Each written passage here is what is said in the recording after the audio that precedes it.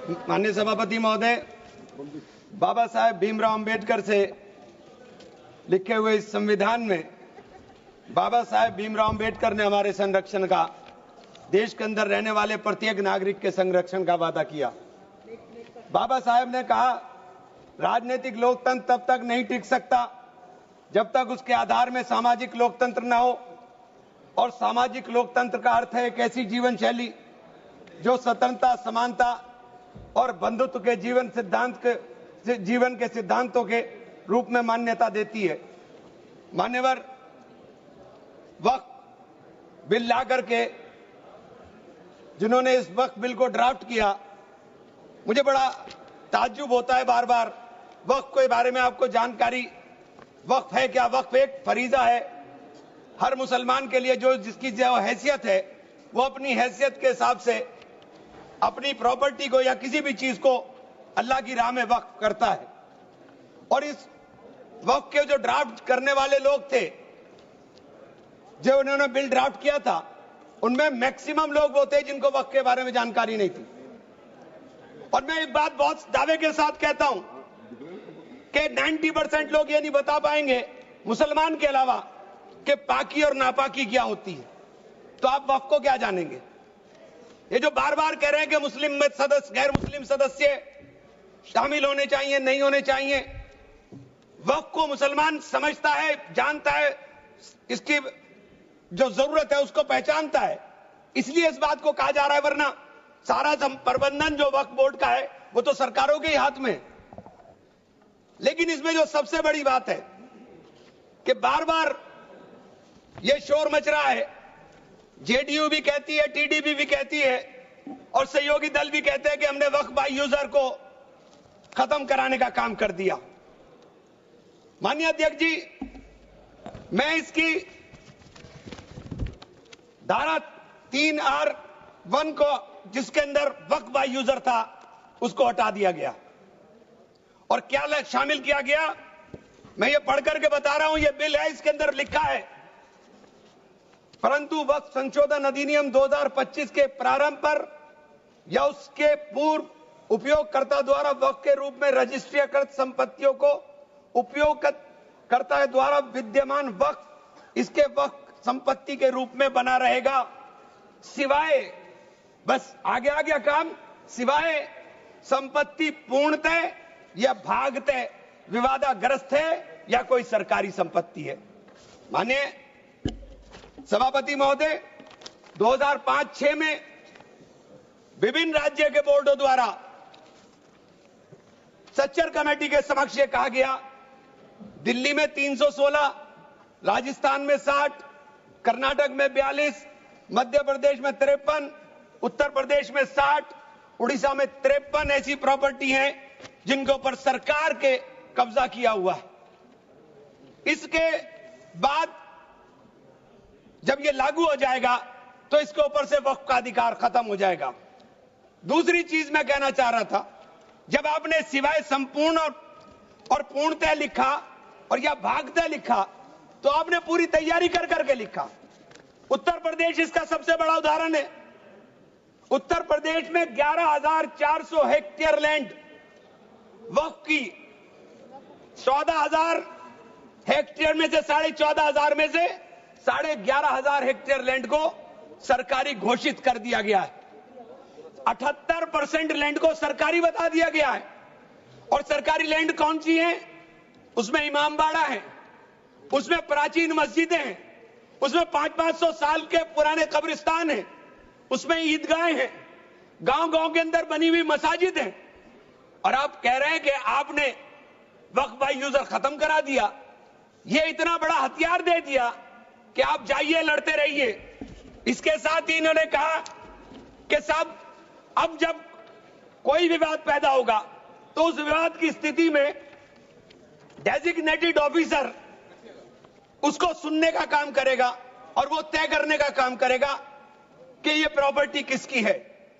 लेकिन वो तय कब करेगा, इसकी कोई समय सीमा नहीं। और जब तक वो तय नहीं करेगा, वो प्रॉपर्टी का मालिक सरकार रहने का काम करेगी।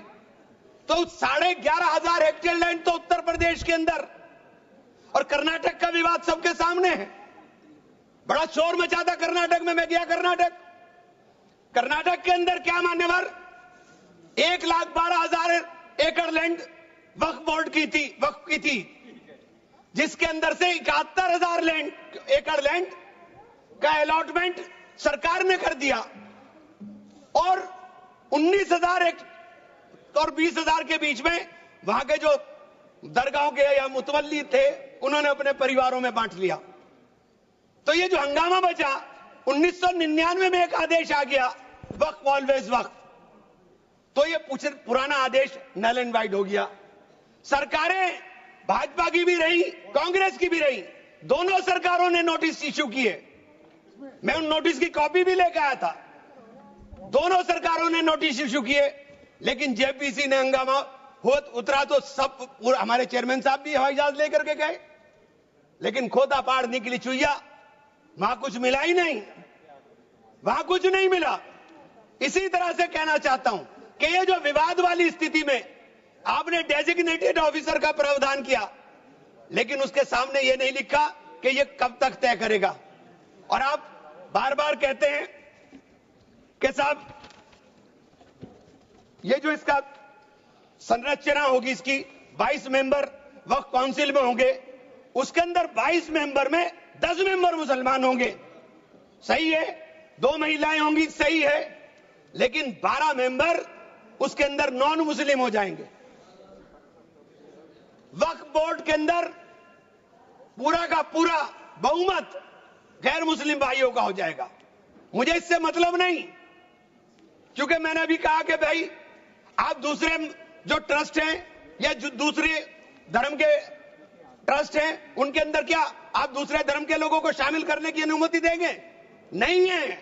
काशी विश्वनाथ ट्रस्ट है उत्तर प्रदेश के अंदर, उसका अध्यक्ष पदेन अध्यक्ष जिलाधिकारी होता है, लेकिन उसमें एक क्लॉज लिखा हुआ है कि अगर किसी समय कोई जिलाधिकारी मुसलमान होगा तो उससे नीचे का या उससे ऊपर का अधिकारी उसका पदेन चेयरमैन होगा।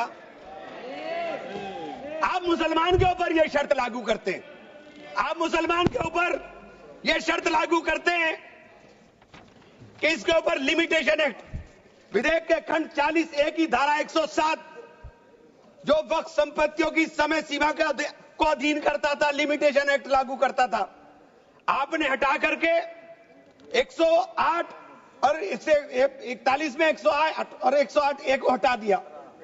1995 का जो वक्फ अधिनियम है उसकी प्रायज्यता पर रोक लगा दी थी, जिसका अर्थ है कानूनी दावों के समय पाबंदी के बिना आगे बढ़ाया जा सकता है।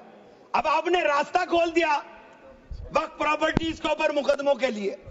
जो वक्फ प्रॉपर्टी पर कब्जा बैठ करे हुए लोग हैं, अब वो कब्जा धारक जाकर के एडवर्स पोजेशन का दावा कर सकता है और मालिकाना हक हासिल करने की बात कर सकता है। आपने जो अपराध करने वाले लोग हैं, जो कब्जा करने वाले लोग हैं, वो पहले गैर जमानती हुआ करता था, आपने उसे जमानती कर दिया, आपने उसे अधिकार दे दिया कि तुम कुछ भी करो, तुम्हें जमानत कराने की जरूरत नहीं है। तो आपने तो पूरा का पूरा खुला मैदान उसके सामने खड़ा कर दिया। आपने बार बार कहा कि हम लोग मुसलमानों के हक की बात कर रहे हैं। आप मुझे एक ट्रस्ट बता दिए, कोई दूसरा, कोई एक संस्था बता दीजिए जिसके अंदर जो धार्मिक के नाम पर हो और उसके अंदर लिमिटेशन एक्ट ना हो। हमारे ऊपर से हटा रहे हैं, हमारे ऊपर से हटा रहे हैं, बाकी सबको छूट मिलेगी। और ये छूट भी टेम्परेरी है, क्योंकि आपके कानून के जरिए नजर सब समुदाय के जो जमीनें हैं, जो ट्रस्टों के पास पैसा है, उसके ऊपर लगी हुई है। हमारी जमीन, ये बार बार वामसी पोर्टल का जिक्र हो रहा था, वामसी पोर्टल में प्रॉपर्टी है 4,90,000 से एकदम मंत्री जी ने, माननीय मंत्री जी ने कहा 7 लाख कुछ चली गई। तो ये प्रॉपर्टी कोई वक्त नहीं की गई किसी ने। ये जो वामसी पोर्टल के ऊपर दर्ज हुई संपत्ति, कब्रिस्तान के अंदर वसूगा, एक प्रॉपर्टी वसूगा, एक प्रॉपर्टी मस्जिद, एक प्रॉपर्टी में कब्र, एक ही प्रॉपर्टी की 3-3, 4-4 बना दी और आपने बता दिया कि वामसी पोर्टल ने। और 10 साल माने मंत्री जी, 10 साल का बहुत समय होता है। जो काम आप 10 साल में पूरी संपत्तियों का रजिस्ट्रेशन नहीं कर सके, मान्यवर प्लीज, सब प्लीज, आप मान्य नहीं, वामसी पोर्टल पर आपने बार बार 10 साल में काम नहीं कर सके।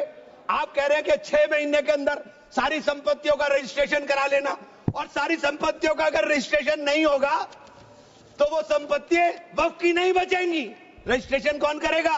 रजिस्ट्रेशन आपके अधिकारी करेंगे। जब 10 साल में नहीं कर सके तो 6 महीने में कैसे करेंगे? और ये पूरी तरीके से संविधान विरोधी कानून है। साथ अनुच्छेद 14, अनुच्छेद 16, अनुच्छेद 26 और अनुच्छेद 25 का सीधे सीधे ओवरलैपिंग करने का काम करता है। आपसे अनुरोध है कि माननीय 2 मिनट का समय और दे दें। ये बार बार कहते हैं कि प्रैक्टिसिंग मुस्लिम। आप एक बात बता दीजिए, आप प्रैक्टिसिंग मुस्लिम की बात कर रहे हैं, आप किस तरह तय करेंगे कौन प्रैक्टिसिंग मुस्लिम है? ये कौन बताएगा कि आपकी क्या परिभाषा है प्रैक्टिसिंग मुस्लिम की? सारे मुसलमान 5 वक्त नमाज नहीं पढ़ते, सारे मुसलमान रोजा भी नहीं रखते, और उसका पैमाना क्या होगा कि वो मुसलमान है कि नहीं है? तो ये आपने रास्ते इस तरह खोल करके ये सीधे सीधे जो संविधान के अंदर हमारी धारा 14 में अधिकार है उसके ऊपर आपने अतिक्रमण करने का काम कर दिया। मैं आप लोग एक माननीय चेन्नप्पा रेड्डी के एक कथन को जरूर कहना चाहूंगा। हमारी परंपरा में सहिष्णुता सिखाती है, हमारा संविधान, यह संविधान हमें सहिष्णुता का अभ्यास कराता है।